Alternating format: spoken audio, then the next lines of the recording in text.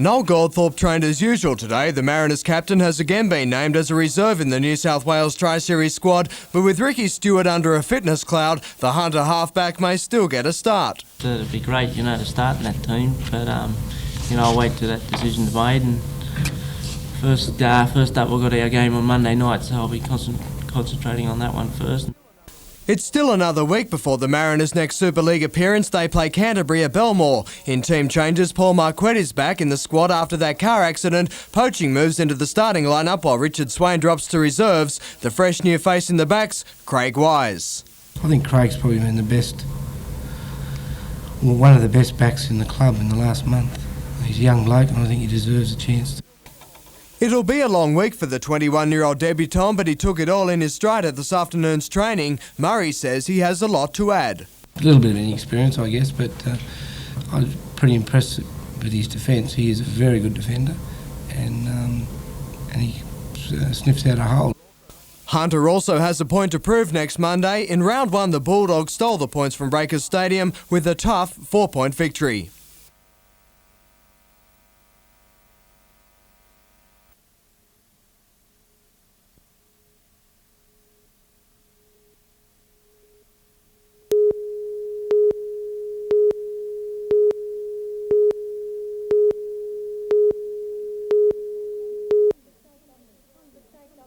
The state government funding comes as a welcome relief to the Great Lakes area, still recovering from the effects of the Wallace Lake oyster saga.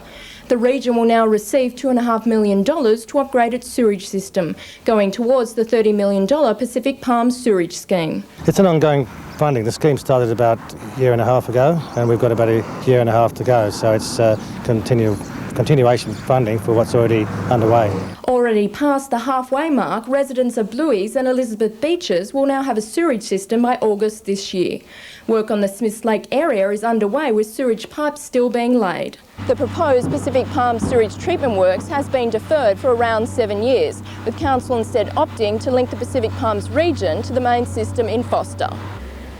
Following the Wallace Lake oyster contamination, methods of disposal of sewage have come under close scrutiny by the council. Because we've obviously got to look at the whole situation and reassess some of the things that were previously approved and were working satisfactorily and now deemed to be unsatisfactory, so the goalposts have moved. Meanwhile, Nabiac residents will receive $50,000 in funding to provide effluent pump-out services for septic tanks. The grant aims to reduce future contamination of the Wallamba River until a sewage treatment plant is built in the region. Tanya Carlisle, NBN News.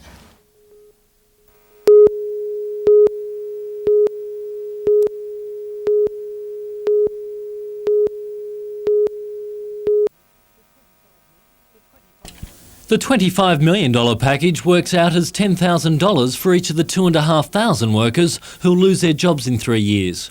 But they won't directly get any of it. The money to be used to promote exports, business and jobs in the Hunter. I think there's a lot of opportunity there if it's spent wisely. Our bottom line still is keep the BHP there, or BHP get out of it and sell it.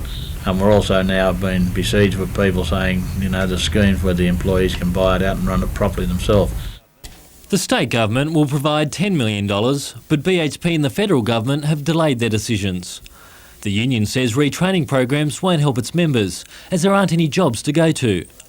The members would rather take over the steelworks than walk away from it, with or without BHP. They wouldn't have to pool their cash. BHP have written off the plant, so it's worth nothing, they keep telling us. So we'll sit down and maybe have to talk along them lines eventually.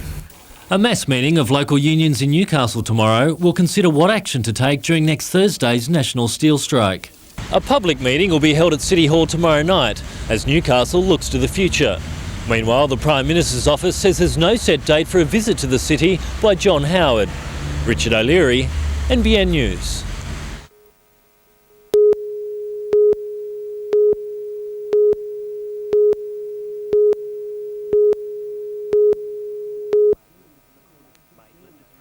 Maitland has recorded 15 major floods since white settlement, the most devastating in 1955. A number of people died while the financial burden was huge. Today, 250 flood experts met for a 3-day conference on effective flood management. In the spotlight, the flood-prone Maitland area. The city has an extensive network of levees and mitigation systems, all designed to limit flood damage. Maitland's actually a very productive floodplain. It's got high urban use, a lot of industrial use, but it's also got a lot of natural processes. More than $100,000 is spent on flood management by Maitland Council each year to stop a repeat of 1955. The cost of reconstruction, the cost of the damage that is done in a flood like that is horrendous for a town. So we feel that that should be recognised, but we also recognise that there are other solutions besides just building levee banks around a town. The conference winds up on Friday.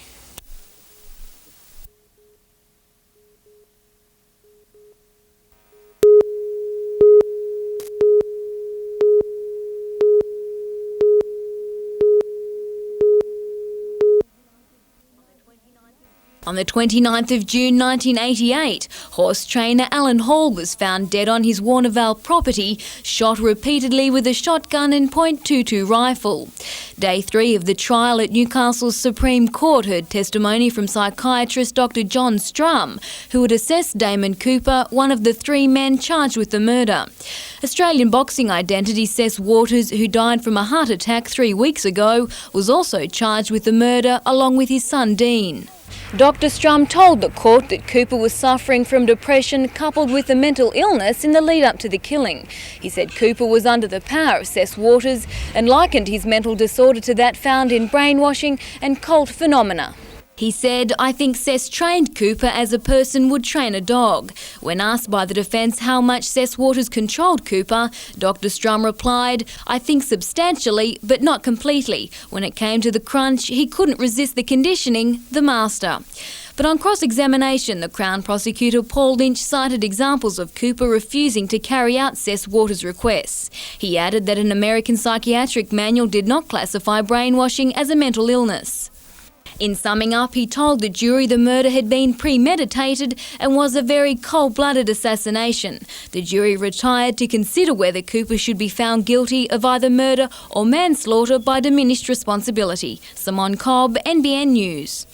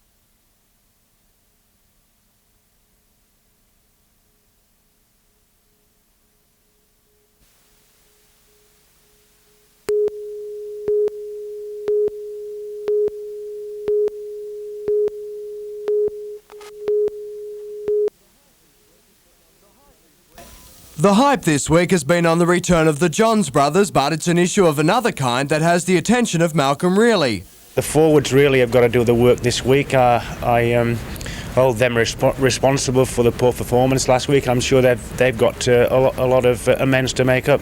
Newcastle's loss to Gold Coast is the perfect motivation for this weekend's game against Souths.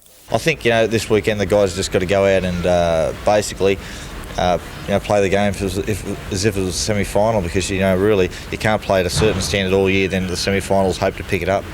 The Knights side is perhaps the strongest this season. Harrigan is back in the run-on team, and after missing most of last week's game with a thigh injury, Robbie O'Davis is fit. Matthew Johns is back from a stint on the sidelines, while brother Andrew starts from the bench. Tuesday was the first night I ran for 12 weeks, and Wednesday I couldn't walk, I was that sore, so I think my fitness will be a bit down, and 10-15 minutes each half is probably the best way to go. NBN Sunday night replay kicks off at 11 o'clock. Meantime, tough words from Graham Murray as the Mariners try and overcome that last outing against Cronulla. Hunter meets Canterbury on Monday. The team's preparation hampered by Tri-Series commitments. Missing from action today, Kiwi international Tony Iro and New South Wales halfback Noel Goldthorpe. I mean, it's hard. Canterbury at Belmore at the best of times, and they got a couple missing from their training. We have two, but we're just focused on them. A hard game at Belmore Park, and I hope we come over the win. It's a big match for the Mariners. They share bottom place on the Super League ladder and remember well that narrow loss to the Bulldogs in round one. Jonathan Upton, NBN News.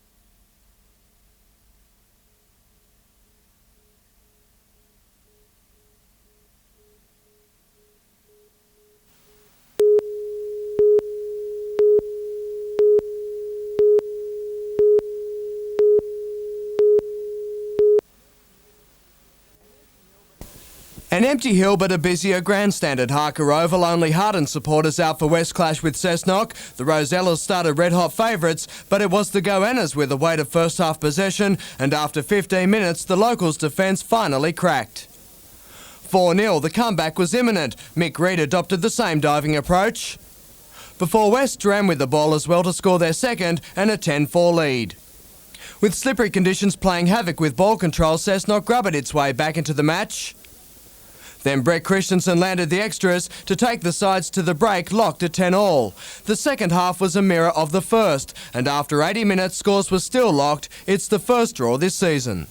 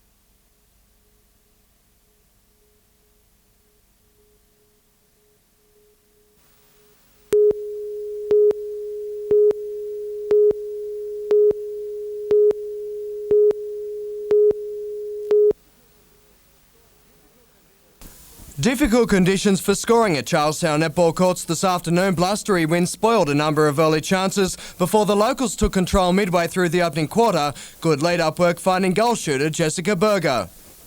Charlestown raced to an 11-4 quarter time lead before the visitors found some relief when showers forced a rake in play, but it didn't stop the locals' attack, Charlestown keeping its undefeated home record intact. Hockey, and one match this afternoon in the Newcastle Men's Premiership, the Tigers flogged Maitland 7-1.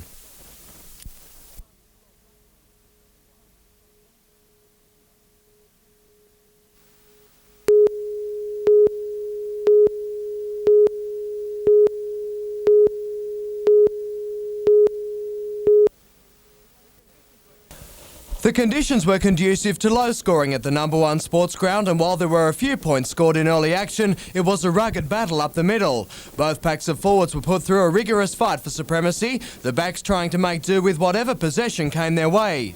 Newcastle led 8-5 early in the second half before the visitors levelled. Then Newcastle found its pot of gold soon after, Graham Thompson crossing for the Wildfires second, and a thrilling result.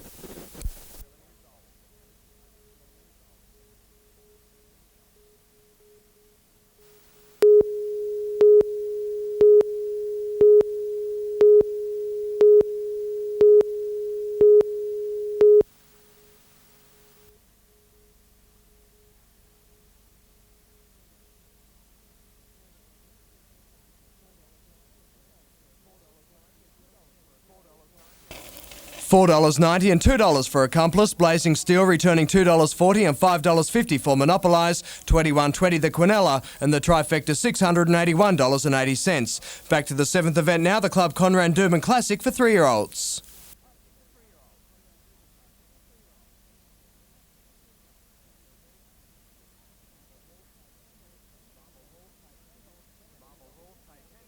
Marble Halls paid $10.10 and $2.60 for the win, the Quinella $11.30 and the Trifecta $618.90. Racing also today was at Morpettville in South Australia, where the feature event was the South Australia Derby.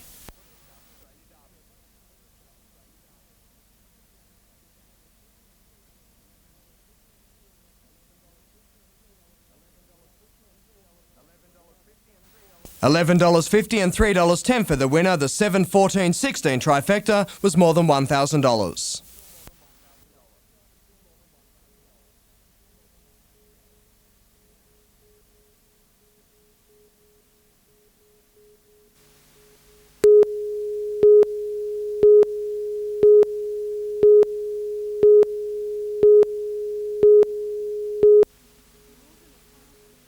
More than 1,000 passionate Moree residents joined in the peaceful rally to coincide with a visit from the Police Service's top dog, Commissioner Peter Ryan. Plainclothes detectives mingled with the crowd to prevent any outbreaks of violence, but the rally-goers gave the Commissioner a warm welcome. Both the police and the community have long been pushing for additional officers to be stationed in the Moree district, saying the number of officers currently on duty makes it difficult to curb the spiralling crime rate. There seems to be a problem with youth unrest, and that really is something that needs to be catered for. That's the problem. We've got to stand together, Aboriginal and non-Aboriginal people. We've got to stand together and work together to solve these problems. Commissioner Ryan promised to review the situation, but stopped short of guaranteeing more officers. I think if we can make sure we can free up enough officer time to do some patrol work, I think it is a possibility, but it's how the patrol commander wants to use his resources. We've just got to give him the opportunity to free up the time to enable officers to do it. Chief Inspector John Gillett says he's heartened by the Commissioner's visit. I think it was very positive, and I think certainly Mr Ryan would have been impressed with the roll up here at Moree and the community concerned for the problems here.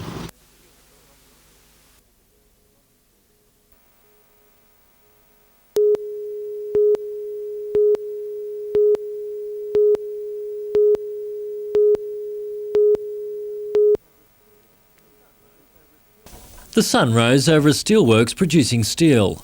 It will set on a workplace without workers. Newcastle steelworkers walked off the job at the change of shift this morning for a 24-hour strike against BHP's decision to close the plant. 2,500 people will lose their jobs if the company goes ahead with its plan to shut the steelworks in 3 years. Well, they won't reverse the decision if we just cop it and say, oh, well, that's the way it is. We will win. We will win. The resolve of the people inside BHP is that they won't accept anything else other than to win. It was a scene repeated across the country as steelworkers united to keep the industry in Australia. Steelworks were left with skeleton staff at Port Kembla, Geelong and Sydney. Whyalla will stage its own strike next Tuesday. The ACTU has promised further industrial action if BHP refuses to reconsider its decision. And we are not going to accept John Howard promising the world, promising jobs, jobs, jobs for everybody, and then when a crucial decision's made by BHP, running away and saying it's got nothing to do with this government. And for many of you, when you walk out of here, you walk out to unemployment, not for a day, not for a week, not for a fortnight, but forever. BHP says further strikes will only hurt other workers in the company without any effect, as it maintains the Newcastle Steelworks will go. Richard O'Leary, NBN News.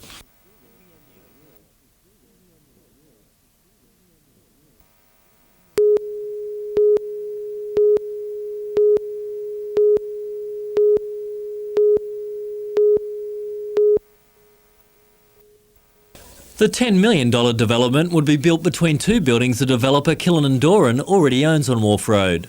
It's a mixed commercial residential development consisting of 800 square metres of office space and 47 luxury apartments. With magnificent views of the city, penthouse suites are expected to fetch at least $750,000. Unlike the controversial Holiday Inn proposal just down the road, the land is already zoned for commercial development. I think if it's put together properly and everything's considered, developments can get through. The development application will be submitted shortly, with building expected to start by the end of the year. The adjoining Harbourside Park building will get a major facelift to bring it in line with other office blocks in the vicinity. Meanwhile, experts say Newcastle could waste a golden opportunity if it doesn't get at least one four-star hotel in the near future. It's not only new job opportunities that would flow from a foreshore development of this kind, it's also future tourism and also a new image for the city. The image of council is still in tatters following yesterday's decision by the Minister for Planning, Craig Knowles, to take control away from the local government. The Minister will now personally consider the plan to rezone the foreshore, which is essential for the 190-room Holiday Inn proposal. But that's placed the Argyle Forum Hotel in jeopardy, with developer Richard Owens to wait out the crisis. Richard O'Leary, NBN News.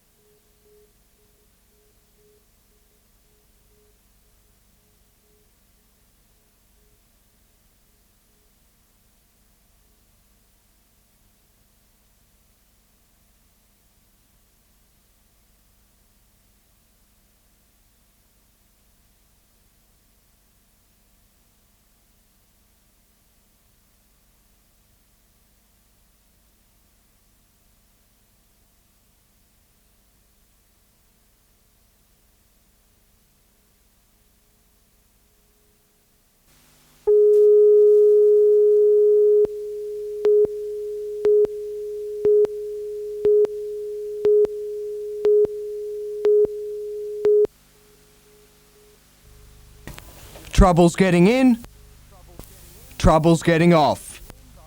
But that's about where the problems stop for the Australian and Croatian basketball teams. After last night's first test, both sides are ready for the next battle, this time aware of what the opposition has to offer. Croatia has brought a team mixed with youth and experience, and if the first test is anything to go by, this one will again be fast and physical. They're going through a development process now where the coach is introducing a lot of young players into the lineup. So I suppose our advantage in the game last night was our experience, and hopefully we can draw on that again throughout the remainder of the series. For one player, it's a dream come true. Tony Jensen is a familiar face at the Newcastle Entertainment Centre with the NBL Falcons, but it's his first time at home with the green and gold. I'm very much looking forward to it. Whenever you play for your country, you'd always like to play at home, so I get a chance to do that tonight.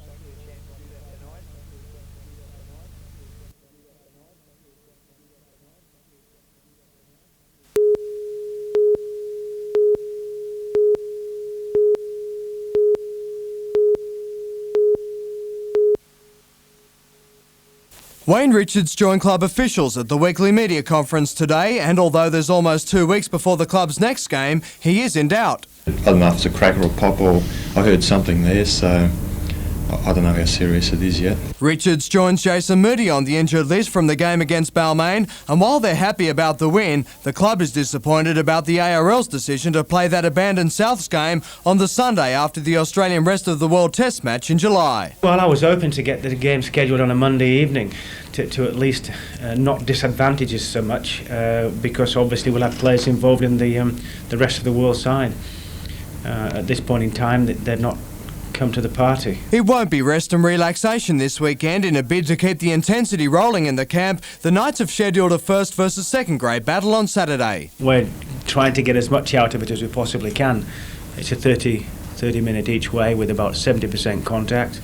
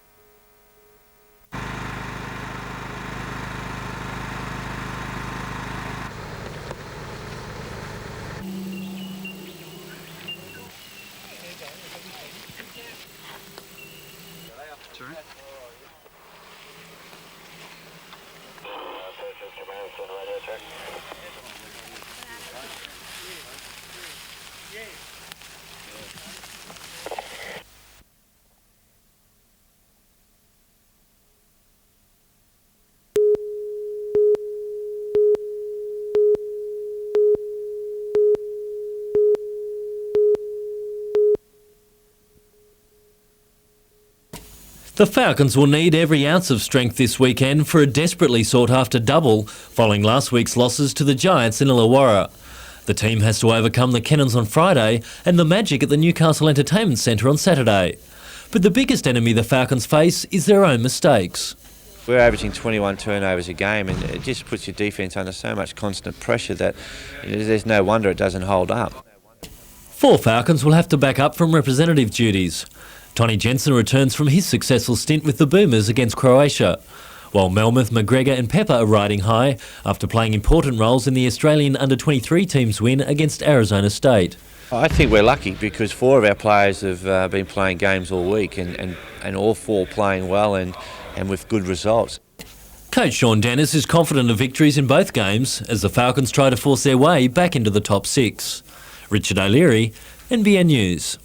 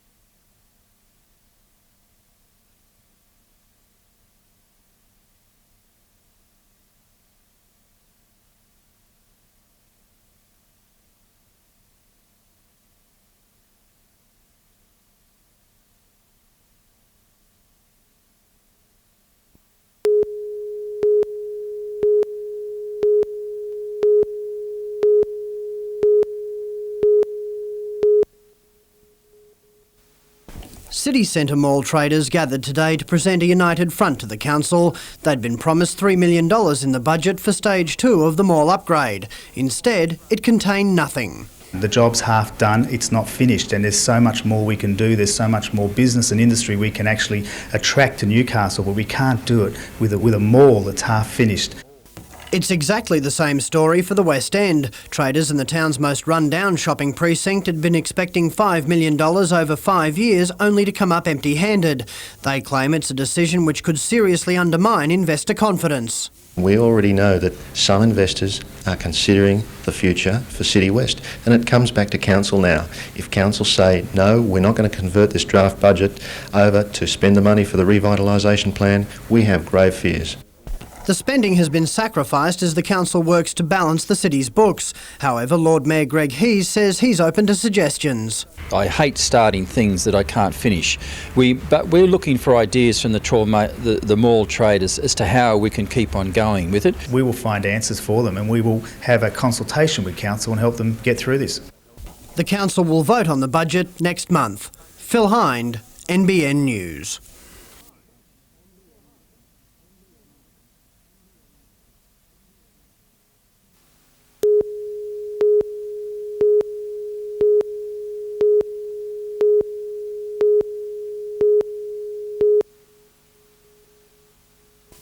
After just 4 months in the job, General Manager Robert Gibbons felt harassed enough to write a letter to councillors describing the actions of a few as unprofessional and unethical. It came as the GM was forced to take time off with heart problems. I think that the budget has been a very challenging time for him, and I just think that, you know, he's done exceptionally well. However, the council will now take up the GM's suggestion of reviewing the councillor's code of conduct using an ICAC discussion paper on conflict of interest as a guide. The Lord Mayor says councillors have to understand that since 1993, staff are solely responsible for operations and councillors are solely responsible for policy. And so there's a need for councillors to clarify how far that they can go. The General Manager is expected back at work tomorrow.